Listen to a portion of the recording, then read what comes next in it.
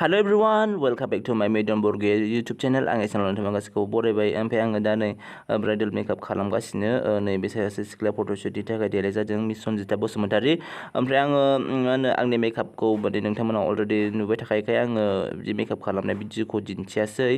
Just अनलि after मेकआपसो आं दिन्थिबाय। ओमफ्राय आङो भिडिअआ गोबाव जानाय नङा। जास्ट आङो एसे एनै खेबना लादोंमोन आरोना बेखौनो दिन्थिनोसै नोंथांमोननो। स' आङो एकदम ससेल' जागोन।